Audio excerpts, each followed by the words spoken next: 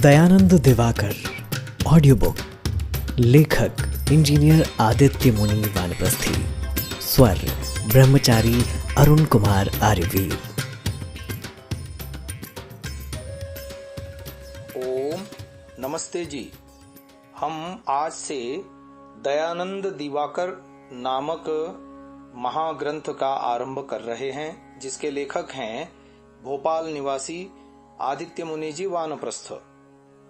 स्वामी दयानंद जी सरस्वती जिनका जन्म टंकारा गुजरात में हुआ भाद्रपद शुक्ला 9 संवत 1881 विक्रमी यानी गुजराती तदनुसार मंगलवार दिनांक 20 सितंबर 1825 ईस्वी ब्राह्म मुहूर्त में 3:30 पर हुआ। महर्षि जी का देहावसान अजमेर में हुआ है कार्तिक कृष्ण 30 संवत 1940 विक्रमी उत्तर भारतीय तदनुसार मंगलवार दिनांक 30 अक्टूबर 1883 ईस्वी दीपावली के दिन सायंकाल 6 बजे। इस प्रकार हम देखते हैं कि उनका जीवन काल रहा है 58 वर्ष 41 दिन अर्थात कुल 21,225 दिन। प्रथम अध्याय है, शीर्षक है दिवाकरोदय से पूर्व की गहन तमिश्रा। भारत में कोई 4,900 वर्ष पूर्व हुए महाभारत युद्ध तक भारत में ही नहीं अपितु सारे संसार में ही केवल एक वैदिक धर्म और आर्यों का ही चक्रवर्ती साम्राज्य रहा था। महाभारत युद्ध के पश्चात वैदिक धर्म और उसके अनुयायी आर्यों में विकार आने प्रारंभ हो गए थे, जिसके फलस्वरूप अनेक संप्रदाय बनते चले गए, जिन्होंने भारत देश को मूर्ति पूजादि के गहरे कूप में गिरा और अनेक दुर्व्यसनों में फंसा दिया। यह विकृत हुआ वैदिक या सनातन धर्म ही आज भारत देश में पौराणिक धर्म के रूप में विद्यमान है। इसी दौरान कोई 2300 वर्ष पूर्व बौद्ध और जैन मतों का प्रादुर्भाव महात्मा बुद्ध और महावीर स्वामी जी से हुआ, जो अनीश्वरवादी होने के कारण मूर्ति पूजादि के जन्मदाता बने। उधर पश्चिम में ईसा मसीह ने कोई 1800 वर्ष पूर्व अपना ईसाई मत और मोहम्मद साहब ने कोई 1200 वर्ष पूर्व अपना इस्लाम मत चला दिया। इन सब की शाखा प्रशाखा रूप आज भारत और विश्व भर में हजारों संप्रदाय अस्तित्व में आ चुके हैं, जो एक दूसरे को मिटाकर अपना विस्तार करने में निरंतर जुटे हुए हैं। इन्हीं मुस्लिमों और ईसाइयों ने भारत देश में भी आकर अपने छल बल से उसे पादाक्रांत कर उस पर लगभग 800 वर्षों तक राज्य किया और भारतवासियों को प्रताड़ित किया। इनके संसर्ग में आने से भारतवासियों का न केवल खान पान और वेशभूषा ही बदल गई, अपितु भारतवर्ष में हिंसा का साम्राज्य भी स्थापित हो गया। ऐसे में एक ऐसे महापुरुष की आवश्यकता थी जो यदा यदा हि धर्मस्य ग्लानिर्भवति भारत अभ्युत्थानम धर्मस्य तदात्मानं सृजाम्यहम् की घोषणा अनुरूप इस धरती पर जन्म लेकर पुनः वैदिक धर्म की स्थापना कर सके। अगले लेख का शीर्षक है दिवाकरोदय से पूर्व की उषा। भारत में वेद विरोधी बौद्ध और जैन मतों का प्रबल प्रचार होने से कई एक प्रदेश प्रायः वेद भ्रष्ट हो गए थे, यथा अंगबंग कलिंगेषु सौराष्ट्र मगधेषु च तीर्थयात्रां विना गच्छन् पुनः संस्कारमर्हति। अर्थात तीर्थ यात्रा के उद्देश्य के बिना दूसरे उद्देश्य से अंग बंग कलिंग सौराष्ट्र और मगध प्रदेश में जाने से प्रायश्चित्त का भागी बनना पड़ता है। इसकी पाठ टिप्पणी लिखी गई है। अंग अर्थात वर्तमान उत्तर बिहार, बंग अर्थात वर्तमान पश्चिम बंगाल और बांग्लादेश, कलिंग अर्थात उड़ीसा, सौराष्ट्र अर्थात वर्तमान गुजरात राज्य तथा मगध अर्थात वर्तमान दक्षिण बिहार। सौराष्ट्र को वेद भ्रष्टता के पाप से बचाने के लिए ईसा की 10वीं शती में अनहलवाड़ा पाटन के वेद भिरु महाराजा मूलराज सोलंकी ने उत्तर भारत के कोई 1000 वेदज्ञ ब्राह्मणों को लाकर सौराष्ट्र में देश में बसाया था, जो बाद में सारे गुजरात प्रांत में ही फैलकर बस गए थे। इन्हीं औदिच्य ब्राह्मणों के एक कुल में सिद्धपुर में लाकर बसाए गए तिवाड़ी ब्राह्मणों के वंश में श्री संघजी तिवारी के पुत्र श्री मेघजी त्रिवेदी और उनके भी पुत्र श्री डोसाजी हुए थे, जो संस्कृत भाषा के असाधारण विद्वान थे और जिनके पास प्रचुर मात्रा में संस्कृत का साहित्य विद्यमान था। इन्हीं डोसाजी के पुत्र श्री लालजी हुए थे, जिनकी मृत्यु सन 1890 ईस्वी में हुई थी। यहीं लालजी तिवारी बाद में सिद्धपुर छोड़कर जामनगर राज्य के कौशिया ग्राम में आ बसे थे। लालजी के पुत्र श्री करशनजी त्रिवाड़ी या त्रिवेदी हुए, जो सौराष्ट्र के मौरवी राज्य में डेमी नदी के तटवर्ती टंकारा कस्बे में निवास करते थे। करशनजी लालजी त्रिवाड़ी एक धनाढ्य जमींदार, कुसीद जीवी, राज्य के राजस्व अधिकारी अर्थात कलेक्टर और प्रभावशाली सामवेदी औदिच्य शैव ब्राह्मण थे। कौशिया ग्राम का बहुत बड़ा भूभाग उनके स्वामित्व में था। 21 वर्षीय करशनजी लालजी तिवाड़ी का विवाह एक 12 वर्षीय वैष्णवी ब्राह्मणी अमुवा अथवा अमृताबाई के साथ हुआ था, जो टंकारा से 5 कोस की दूरी पर बसे एक गांव में जन्मी थी। परंतु आगे जब इस दंपति की वय क्रमशः 35 वर्ष और 26 वर्ष तक की हो गई थी, तब तक भी इनके कोई संतान नहीं हुई थी।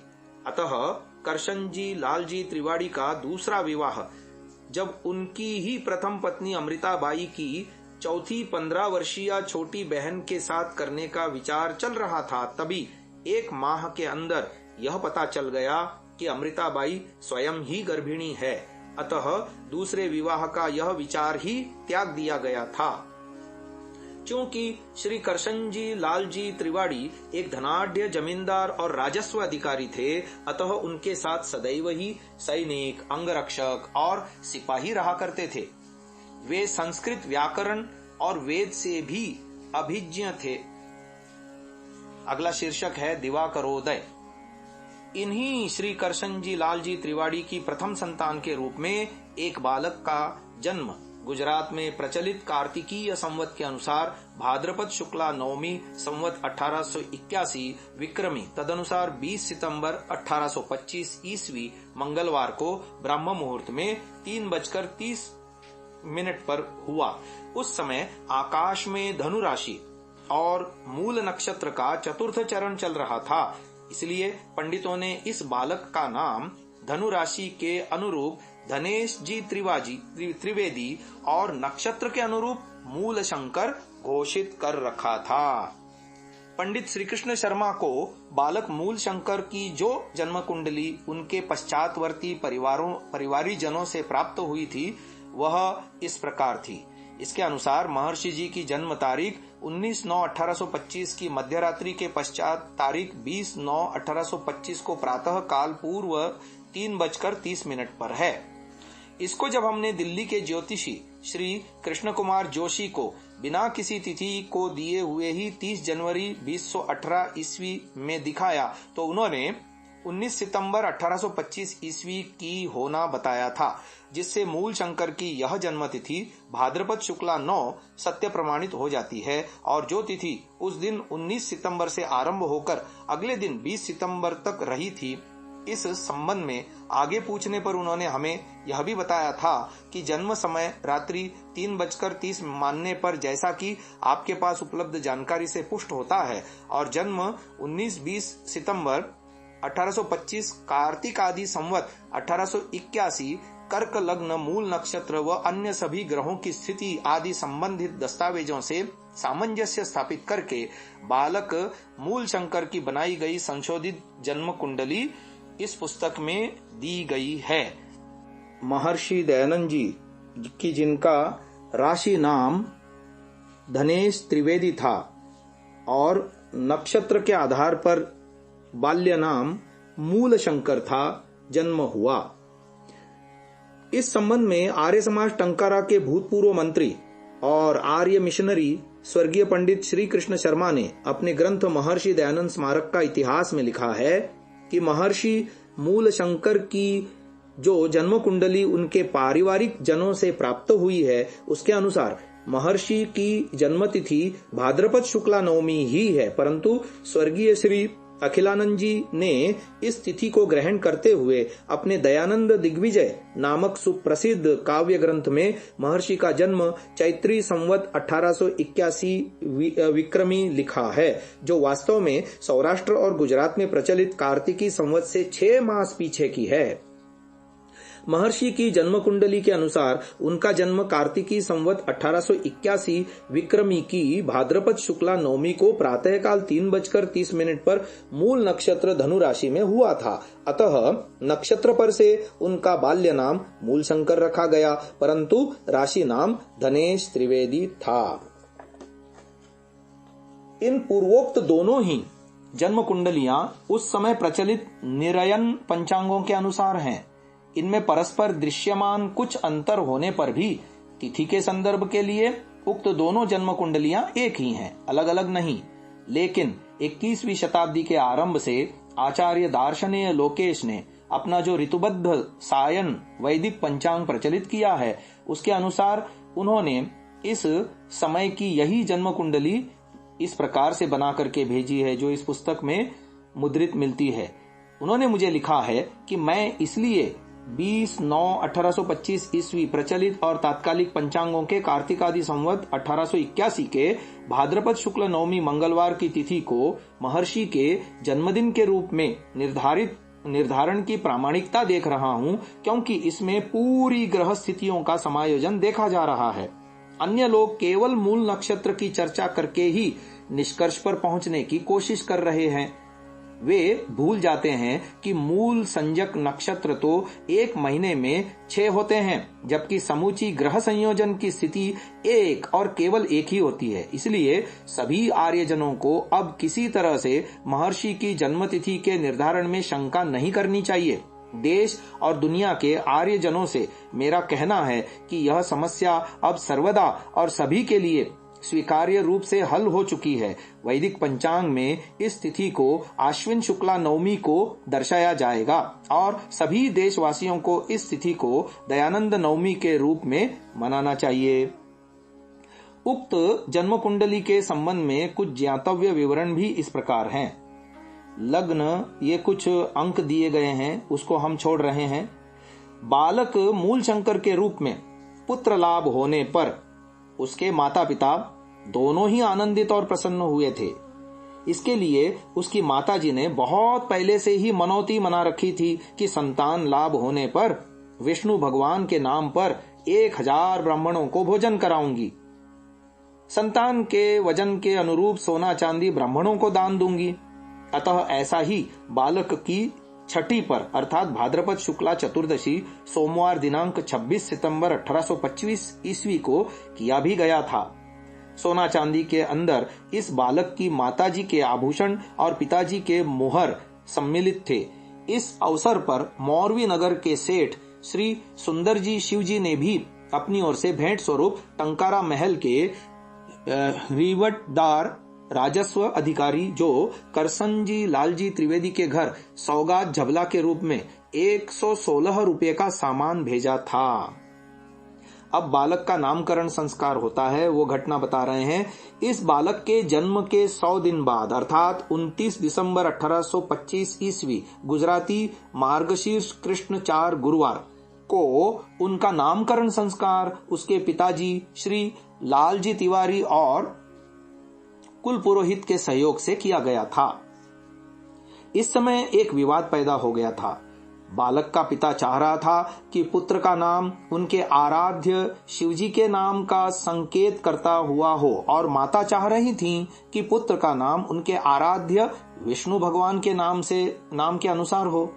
इससे बालक के माता पिता दोनों के मध्य ही मतभेद उत्पन्न हो गया था। इस दृश्य को देखकर सभी आमंत्रित व्यक्ति स्तंभित रह गए थे। तब बालक के नाना जी ने विचार करके उस समय इस बालक के 2 नाम रखवा दिए थे, जो उसके माता पिता दोनों की ही इच्छाओं का प्रतिनिधित्व करते थे। ये 2 नाम मूलशंकर अथवा मूलजी और दयाराम अथवा दयाल जी रखे गए थे। इनमें से पहला शिव का और दूसरा विष्णु का द्योतक था, क्योंकि पौराणिक जगत में राम को विष्णु का अवतार ही माना जाता है। बाद में यह बालक इन्हीं नामों से उसके माता पिता और अन्यों द्वारा उनकी अपनी अपनी इच्छानुसार संबोधित किया जाने लगा। आगे जब बालक मूल शंकर धीरे धीरे बड़ा होने लगा, तब उसके पिताजी ने उसकी देखभाल के लिए एक रत्नाबाई नाम की धाई रख दी थी, जो उसे स्नान कराती, खिलाती पिलाती और बाहर घुमाने ले जाया करती थी। जब 1 वर्ष बाद भाद्रपद शुक्ला 9 अर्थात 10 सितंबर 1826 ईस्वी रविवार को मूल शंकर का पहला जन्मदिन का उत्सव मनाया गया था, तब ब्राह्मणों को भोजन कराने, गरीब दुखियों को अन्न वस्त्र देने और नृत्य संगीत आदि का शोरगुल चल रहा था। तब मूल शंकर की माता ने इस बालक को बाहर घुमा लाने के लिए रत्नाबाई को आदेशित किया। रत्नाबाई बालक की धाई मां थी।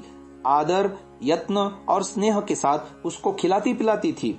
बालक की रुग्णावस्था में रत्नाबाई को नींद नहीं आती थी, खाना पीना भी छोड़ देती थी। बालक की शैया के पास आंखों में आंसू लेकर उपस्थित रहती थी।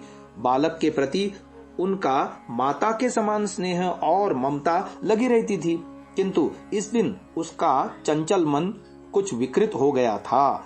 हजारों रुपयों के आभूषण पहने हुए इस बालक को अपनी गोद में लेकर वह डेमी नदी के किनारे एक निर्जन स्थान पर पहुंच गई थी। वहां पर वह बालक के शरीर के सारे ही आभूषण उतारकर और उन्हें कपड़े के अपने आंचल में बांधकर तथा बालक के मुख को अंतिम बार चूमकर जैसे ही वह उसे नदी में फेंक देने के लिए उसमें उतरी, तब वह उसे फेंक नहीं सकी, क्योंकि ऐसा करते हुए यह बालक अनायास ही हंसने लगा था। सो बालक के मुख पर इस अस्वाभाविक हंसी को देखकर रत्नाबाई का हृदय परिष्कृत हो गया था। अतः वह बालक को पुनः चूमती हुई नदी के पानी से बाहर निकाली और भीगे कपड़े पहने हुए ही उसने उसे उसकी माताजी के सम्मुख लाकर छोड़ दिया। इस दृश्य को देखकर रत्नाबाई के पीछे बहुत से लोग हो लिए थे।